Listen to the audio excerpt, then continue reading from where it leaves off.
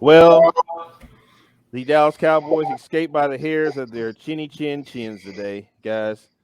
Uh, I don't know why you're being like this. I seriously, it's a win. Be excited. Again, you might not have many wins this season, so enjoy them while it lasts. well, first off, you know me, I'm about Dub City all day. I don't do L's, so Well, it seems like you are not about it because we just well, I won and you am. should be That's why I have. happy. Hey, for a minute there, I thought I was gonna have to put that Chargers polo on that I got over here. I thought I was gonna have to wear that today for a second, but we persevered, and now I got this Cowboys polo on today, as you can probably tell here. But I'm excited. I know Billy's probably going to be a hater again because that's what Billy does.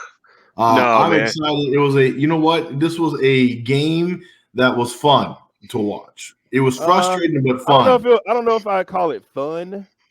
Well, I like that. I personally like those type of games where it's down to the wire. It's just because it keeps me invested. It's not one of those boring games where you're kind of half asleep watching it. I was excited, but yeah, it was a lot of things in there that I wasn't happy about.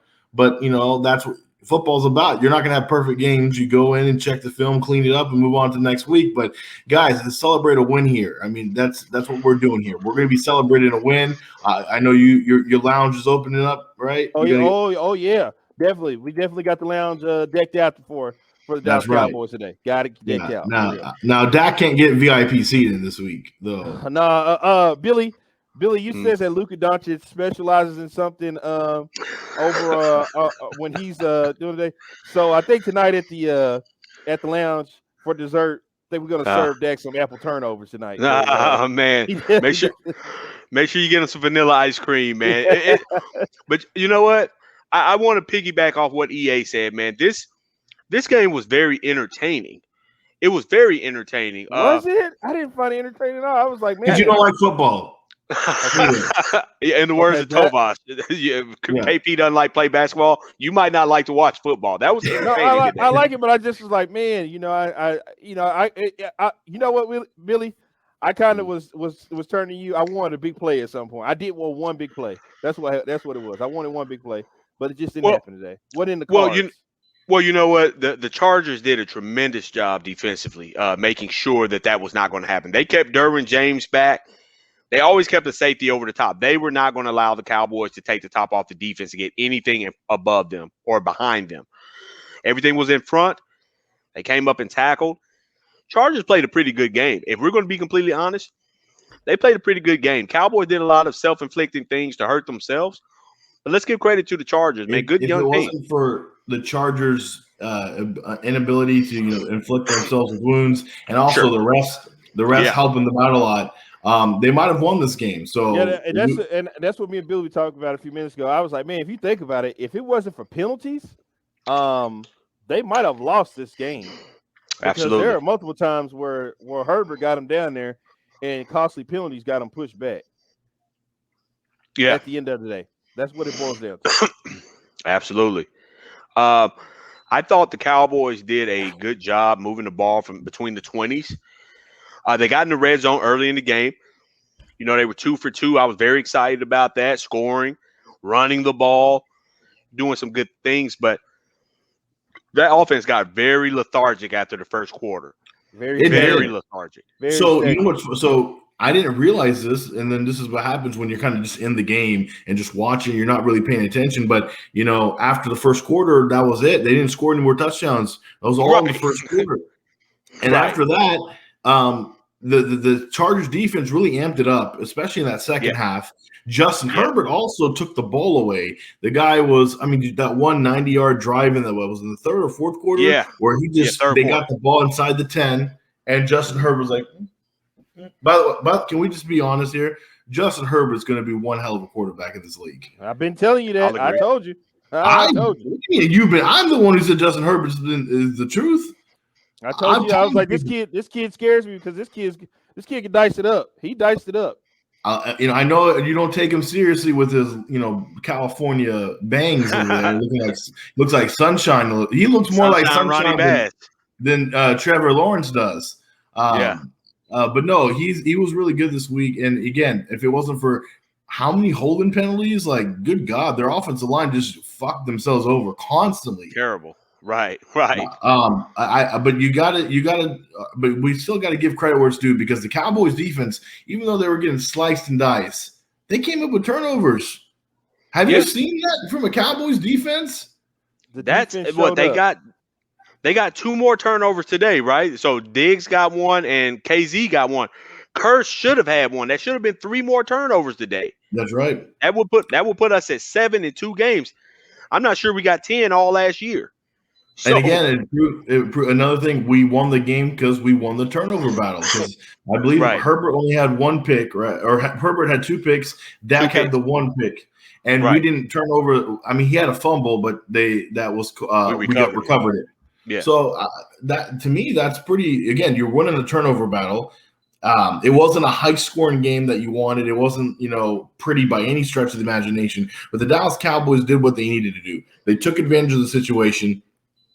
Sometimes you're going to play games where it's going to be 17 tied all, or 14 tied all, and you're just going to have to hope that you somehow squeak by. That's the ones you're sometimes going to have in the National Football League. The Chargers played you well, and congratulations to the Cowboys. They snuck by. And now I'm kind of grateful because now you played kind of 2 versions of those games. You played your high-scoring game, and then you played your low-scoring game. Now it kind of gets you ready for the Eagles now on Monday Night Football, who, by the way, only scored 11 points today. Right. It's going to be interesting going forward to see this Cowboys team. But let me ask you, Billy, before we get to Walt the hater, because I know Walt's probably going to hate on something about this game. Hold on. You've jumped from me and Billy being a hater. At some point, when are you going to initialize that you're the real player hater here? Why am I a hater? I didn't hate on anybody. You are a player hater. I'm saying who why am you put us. Your name is the residential player hater. Well, speaking of, by the way, I saw my guy Pollard doing things. Yeah, he balled. What's that other guy? Hey, wait, we can't let you do that. We can't let you do that now. Because he got a can't let you do that. I know. Wow. I only did that just to get you guys riled up. Wow. Zeke did good. Zeke actually did. Zeke was doing what he's good at: pass protection, picking up blitzes. No, go ahead and say it. He's doing what they overpaid him to do. That's what you really want to say. That's what you want to say. I didn't say they Listen, I have never once said they overpaid Zeke. Right. I said they shouldn't have paid him at all. Yeah, you shouldn't pay running backs. I don't think you should pay Pollard either. I mean, but you want to run the ball and win games, but you don't want to pay the running back. Okay. Yeah, because I'm gonna give me another guy in the draft. Wow. Yeah. Okay. Well, I mean, it's the truth. I mean, the way the NFL is structured, it's a passing league. Running backs are a dime a dozen. I'm not trying to discredit Zeke or Tony Pollard, but you ultimately don't want to pay these guys big money because you're not going to get the use out of them that you want. You're just not. The value isn't there. So, Billy, let's talk about it because I know you're probably excited, especially coming up with what's going on our show Tuesday. Dak Prescott what's going on Tuesday? Somebody have to let me know. Oh, we can't. I'm not going to announce it yet, but we'll Yeah, that's not. Yeah, okay, I got you. That's Thursday. Okay, so again, I didn't want to announce it, but regardless, Mr. Dak Prescott. Coming off an amazing performance in week 1, you called me out and said, "Oh, I don't criticize him," and I'm about to criticize him right now, Billy. Dak Prescott played a very subpar. Yeah, he's got a cape. He's got a cape for you, just like he's got one for me. They'll be here on Tuesday, guys. I ordered them on Amazon. They'll be here on Tuesday. We got them in Cowboy blue for Dak Prescott a lot, so he's ordered us some capes. Okay. Well, I'm not caping for him today because he did some good things, but then again, he also did a lot of very questionable things, including those sacks that he was taking that you mentioned. But again, these were killer because at that point we hadn't scored in the end zone, and we weren't getting in the end zone. We got inside the red zone, and then everything stalled.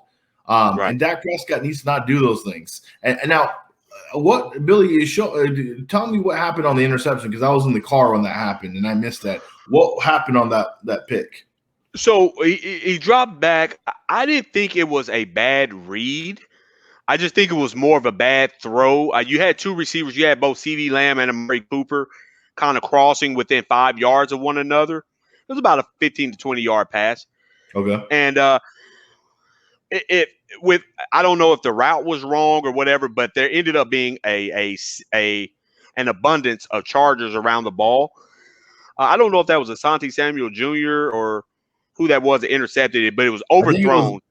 I think it was Asante Samuel Jr. Yeah, it might have been him, but yeah, the ball went right to him. I just attribute that to being a bad read. It happens during the course of the game. Unfortunately, it turned into a turnover. But the guys would have been open. I guess it's just a bad read all the way around. I mean, Okay, at the end of the day. But overall, do you happens. agree that Dak wasn't perfect tonight, but he wasn't sharp. I will say that. He wasn't sharp.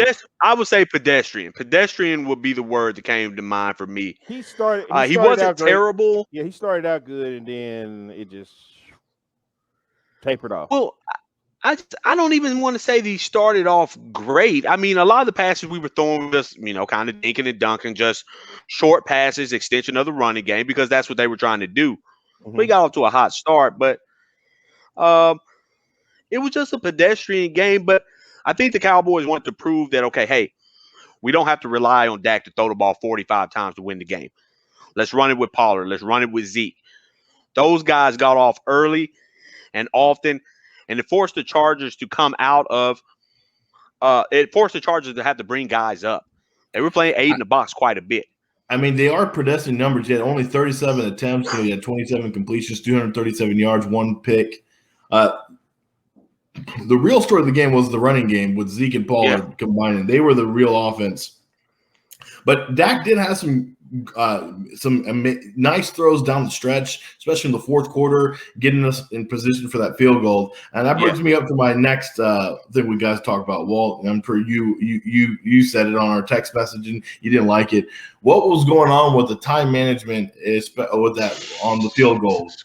What was going on there, guys? From what y'all saw, that was another prime example of playing to not lose the game instead of playing to win the game. Okay. This is that safe stuff that Billy talks about. This is 2 weeks in a row that Mike McCarthy's done this. Okay. The last time it cost him a dub. Wanted to play safe. We want to play not to lose instead of playing to win.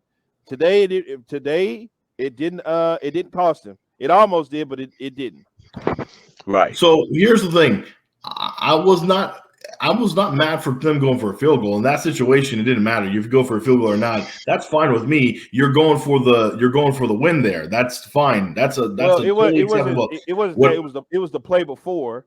It was the play. You're right. The run that play, that was a weird play to run there because even Romo was commenting. He goes, okay, well, if you're just trying to get a field goal, I get that, but why would you even run a play?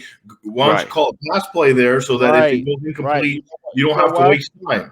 Yeah, and two reasons why. Playing safe in his quarter, he didn't have confidence in his quarterback today to get out there and get it done. Here's the thing, though. It's really interesting. If you watch the replay, and I was watching it, Mike McCarthy was upset about something on that situation.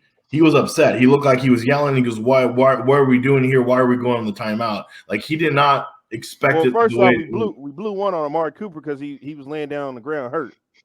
Yeah. Well, but they already got the first down at that point. I'm talking about like 2-3 plays. I know, but that was a timeout that if they had that timeout, that's unavoidable. You can't fault them on that. That's an injury timeout.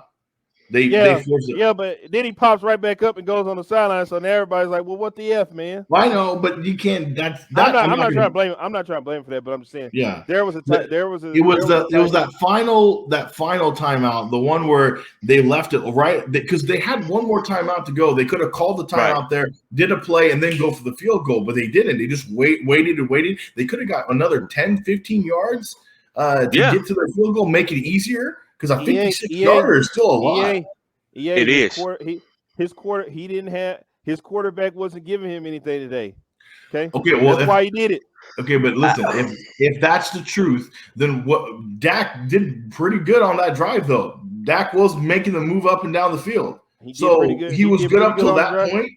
He did pretty good on drive, but all day his quarterback wasn't coming up for him in those key moments. I'm not saying that was it. I think they got too cute again, and that was my message.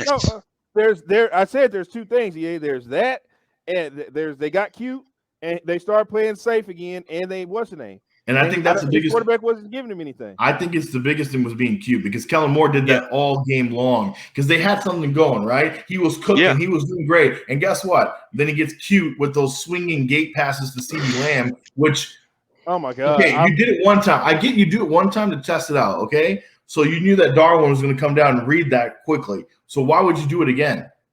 That's stupid. Why would you run that twice? That play shouldn't work. It's not going to work. Darwin's going to sniff it out. Let's get to the highlights though real quick. Or do you want to say something, Billy? No, I was just going to say I can't agree with EA anymore. You're getting too damn cute, man. When you have something going, football is a momentum sport. When you have something positive going, you stick with it until that defense shows you they're not going to allow you to do it anymore.